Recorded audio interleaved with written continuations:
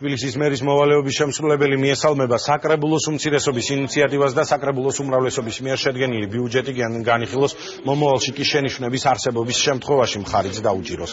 ეს განცხადება დღეს სევდია უგრეხელიძემ ვაკის რაიონის ამხანაგობების თავმჯდომარეებთან შეხვედრისას გააკეთა.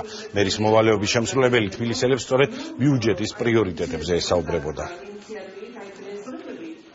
მივესალმებით ქალაქ თბილისის საკრებულოს უმცირესობის ინიციატივას, რათა ამ ბიუჯეტის მიმართ გამოთქმული უმრავლესობის შენიშვნები და პირადად საკრებულოს თავმჯდომარის შენიშვნები საბიუჯეტო კოდექსის 78 მუხლის თანახმად იქნეს გადმოგზავნილი, გაზიარებული და 2/3 ხმების მიღების შემთხვევაში ქალაქ თბილისის საკრებულო მიიღებს ამ ბიუჯეტს, ხოლო ქალაქ თბილისის მერია დაეთანხმება ამ ვარიანტს. ეს იქნება სწორედ ის ბიუჯეტი, რომელიც სურს თბილისის საკრებულოს უმრავლესობასა და მის თავმჯდომარეს. მხოლოდ ეს უნდა იყოს სრულად შენიშვნები შეტანილი როგორც კლების, ასევე მატების კუთხით და ჩვენ მზად ვართ ასეთ ბიუჯეტს დავეთანხმოთ. უნდა ჩაიხედონ საბიუჯეტო კოდექსი და ნახონ, რომ სწორედ დაუმტკიცებლობის შემთხვევაში და დაწუნების შემთხვევაში ხდება ამ მექანიზმის დამუშავება.